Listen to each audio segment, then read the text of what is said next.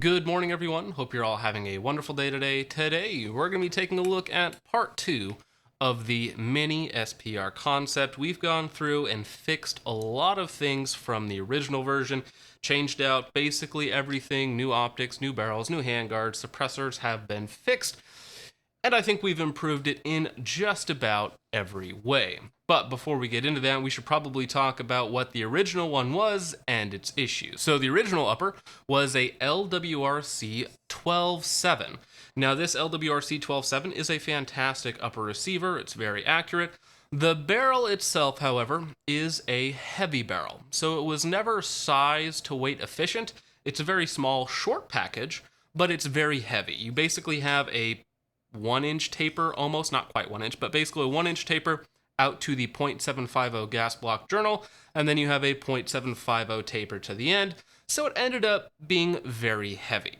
So that was the main issue with the heart and soul, the upper receiver of the original mini SPR. The second issue was the mounts and adapter on the YHM Turbo K. Now, for whatever reason, on the LWRC 12.7, they were causing really bad accuracy and dispersion issues, so much so that when I was doing the distance portion of shooting out to 600 yards, I had to take the suppressor off and shoot it unsuppressed because otherwise my groups were just getting ridiculous. Now, on this new updated, fixed mini SPR, we have completely swapped out the mounts and adapters on the YHM Turbo K, which I went over in last week's video. Just to quickly recap, we are using a ASR castle cap that is titanium, weighs about 1 ounce, and a reared-in mini flash hider. It is much smaller, and on top of that, much lighter as well. We cut off nearly 1 inch and about 3 to 4 ounces in terms of weight. Now, that is going to combo extremely well with the upper receiver. So, getting into the upper receiver, this is a 13.7 Hansen profile barrel. So the Hansen profile, this is a .750 Hansen. Hansen has a lighter weight profile, which is a .625 gas block journal. The profile is not super light, but it is definitely on the lighter side of things. You have a very long, straight taper with the tiniest gas block journal shoulder and just a very short journal as well, that is .750. Then you have a slight step down and a little buildup right before you hit the threads on this Hansen 13.7. I believe the weight on the barrel is like 23 ounces, so we've gained 1 inch, but the LWRC 12.7, I believe that barrel was 28 ounces, because again, it is shorter, but it is a 12.7 heavy barrel versus a 13.7 more balanced profile, let's say. So we gained 1 inch in terms of barrel length, so an extra maybe 50 to 100 FPS, depending on what rounds that we're using, but we actually shaved off 4 ounces. So putting all of that together, we've gained 1 inch in barrel length, we've increased our velocity, reduced our drop, reduced our wind deflection as well.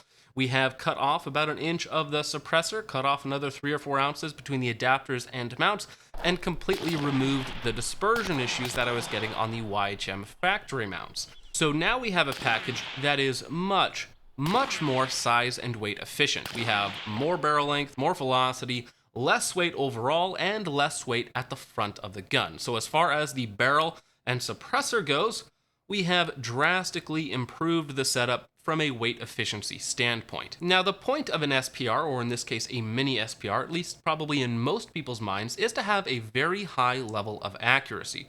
So we cut out weight from the barrel, we stepped down the barrel profile quite a bit, cut off some weight from the suppressor. Did we lose any performance when it comes to accuracy, which is going to be one of the more pivotal elements of a SPR? Now, keep in mind, the groups that I'm about to show you are going to be with this 13.7 Hansen and the reared-in mounts and the Turbo K. So these, all the groups were shot suppressed. With my mini SPR, I basically want it to be run suppressed 100% of the time.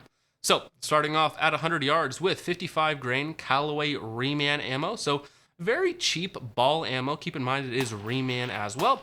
We got about 1.5 MOA, which is fantastic. Now, moving on to some ADI, I believe it's L2A1, basically an M855 clone. We got about 3 MOA, but that's because M855 usually sucks unless you get a really good brand. Now, moving on to the 2 precision loads that I was planning on using that day. That is going to be the tried and true 69 grain ADI match, which is a Sierra Match King loading. Not the hottest ammo out there by any means. It is a 223 loading, but it was able to put 5 shots in about 1 MOA at 100 yards, which I am extremely happy with. The next load is Federal Premium, again 69 grain Sierra Match King, and that also put 5 rounds right at about 1 MOA, maybe a hair over. So we're definitely seeing 1 MOA capabilities out of this 13.7 Hansen plus Turbo K with aftermarket mounts and adapters, something that I am extremely happy with. Now, my ultimate use case for this gun is 600 yards and in while maintaining a high level of precision. Part of that precision is going to be the barrel and suppressor working very well together with a specific ammunition choice. My main precision ammo of choice, if you will, is 69 grain ADI match, because that is what I buy by the case. I buy a couple hundred rounds at a time. It's very inexpensive, and it performs about 1 to 1.5 MOA in most guns that I test. Now, the second half of that precision equation is going to be the optic choice. Now, this is a very cool optic that was sent out to me by Maven Optics. This is the Maven RS1 2.5 to 15. Keep in mind that I did not pay for this. I will eventually have a dedicated review on it. This is an expensive scope. These are about $1,200. They are a direct-to-consumer company, so they don't do any distributors or anything else like that. You have to get their optics directly through them. This is a made-in-Japan scope, Japanese glass, all of that sort of good stuff. And it is the best-looking Japanese glass that I have ever seen. 2.5 to 15, first focal plane with their MOA reticle, coming in at about 25 ounces. Now, keep in mind, before we were using a very heavy, I believe it was the Blackhound 2 to 12. This is one of their merge line. This optic with the extra sunshade on there is about 30 ounces. I believe that's the weight. So we cut off again another 5 ounces or so from the optic setup as well. Went from a 2 to 12 to a 2.5 to 15. And while both of these scopes were made in Japan, the Maven looks fantastic. In fact, the only optic that I've seen that has better glass quality was a $4,000 ZCO optic that Gary lent me a long time ago that I made a video on. This optic is, again, the second best looking optic that I've ever looked through. 2.5 to 15, absolutely perfect for out to 600 yards, and if in a different configuration, you could definitely get it out to a lot further than that. The glass is basically perfect. The only feature that this optic is missing is going to be an illuminated reticle, which is a bit weird at this price point, but while that is a bit of a downer for sure, the raw optical quality and the reticle work fantastic together. So for anything that doesn't require an illuminated reticle, it's pretty fantastic. If I didn't mention, the parallax goes all the way down to 10 yards. So if you wanted to use it for like NRL 22, it's perfect for that sort of application. Now, quickly going over to the eye box and eye relief, that is another area where the Maven RS1 absolutely shines. At 2.5x on the low end, you get a eye relief of anywhere from 3 to 6 inches. It is incredibly forgiving. On top of that, the eye relief, or the eye box, sorry, up, down, left, and right is also very good.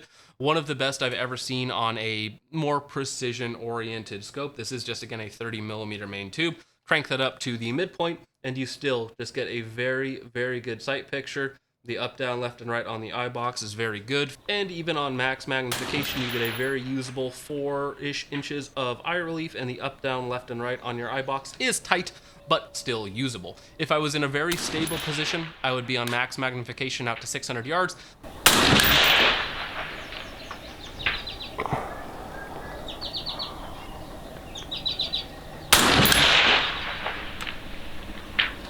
For the more positional shooting, I would keep it down a little bit lower, somewhere between 6 and 8 for the mid-range shots, to give me a little bit more forgiving of an eye relief and eye box. Now, the mount that it is currently in, this is a worn 193. This is one of their higher mounts.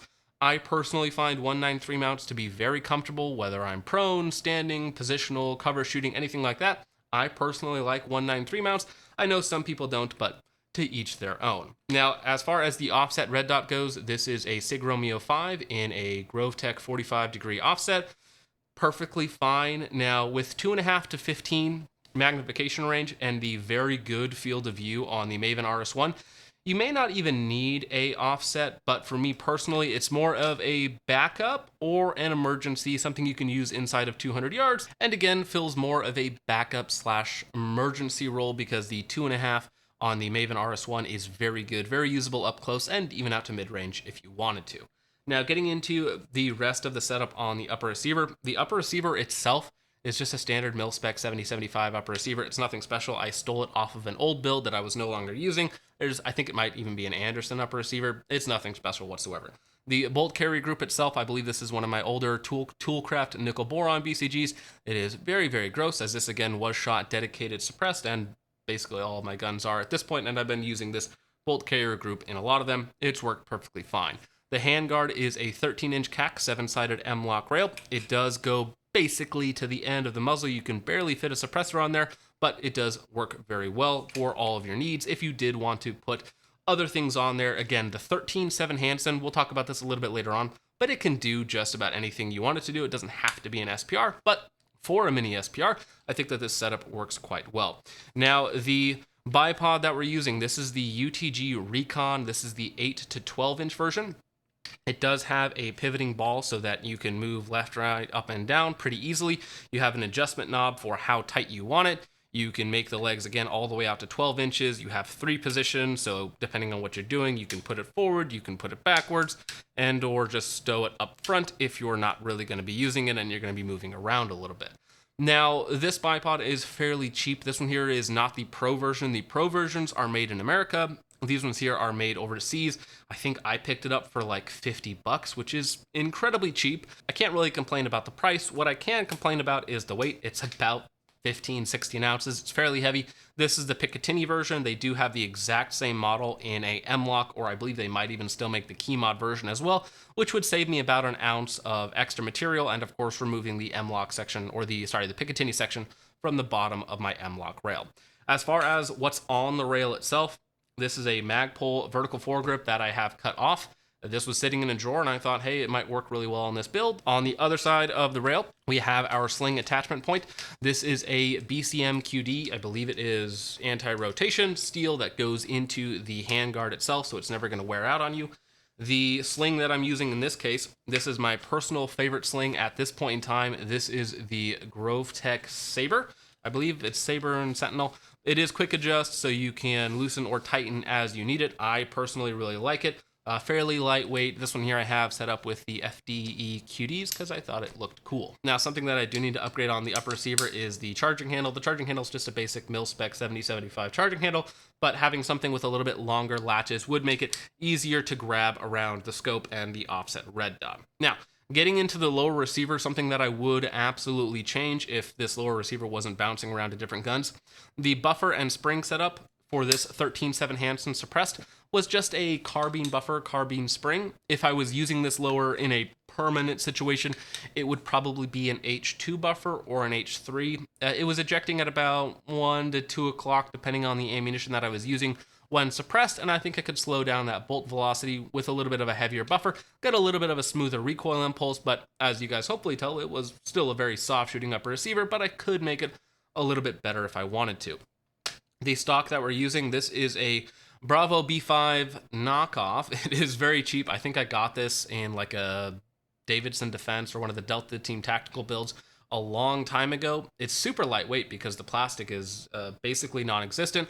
Little things come off on it every now and again. The adjustment screw likes to loosen itself. If I do a drop test, the butt pad comes off. I do like that it is a comfortable stock, has a really good cheek weld on there. The rubber pad works just fine. Again, it is very lightweight because it is very cheaply made, but it should probably be swapped out for something else. It does have a QD on the right side that I do prefer. For some reason, this end plate has little hooks for like a 1-point sling or a 2-point sling if you like to run it back here. And the only reason it's still there is because I believe it came like that from the factory from Palmetto State Armory. Fun fact, I believe this is the first lower receiver that I ever bought, though I'd have to look back and verify that.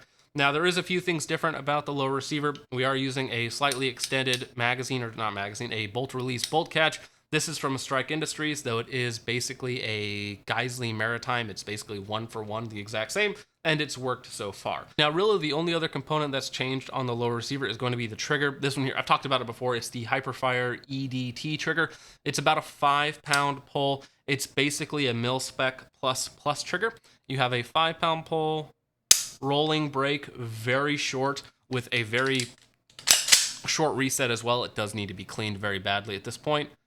Very, very short reset, very forced, with a very light rolling brake. Not a light rolling brake, but it has a little bit of a roll to it, and then it just brakes. Not the crispest trigger on the market, not the lightest trigger on the market, but again, it's more like a mil-spec plus trigger because it's better than like the nickel boron triggers or some of the other triggers you can get. If I put in a lighter spring, it would of course be lighter, but it has also been 100% functional with 6.5 Grendel, 7.62 by 39, and it works in basically everything, so I do like it as kind of a duty plus trigger, if you will. Now that is basically the build, and for all intents and purposes, that is basically the end of the mini SPR. This is the fixed mini SPR, at least in 5.56. Now, there are a couple areas where we could still shave a little bit of weight. We could go with a slightly different optic setup. We could just remove the Sig Romeo 5 if you don't think you need it. That would save you about 4 to 5 ounces. You could go with a slightly different optic, though I don't think you're going to be getting more performance with less weight. Again, the optical quality, the reticle is fantastic. You could save a couple ounces by going with the CMT rail versus the CAC, because the CAC uses a steel barrel nut, whereas the CMT uses the 70-75 barrel nuts. So that would save you a couple ounces, and you could definitely shave a couple ounces off of the bipod as well. This is really one of the only 2 bipods that I've ever used, so I don't know much about them, so why don't you guys go ahead and comment whatever bipod I should check out next. Now again, this build, this mini SPR has basically fixed every issue that I had with the original version. The original version again was a 12.7 heavy barrel. We've gone up to a 13.7, but we've managed to not increase the length whatsoever, even though we get an extra inch of barrel, extra velocity, by swapping out the mounts and adapters on the YHM Turbo K. We've actually lost weight in total, about a pound between the optic, between the suppressor and the barrel, so we've lost about a pound while increasing our capability.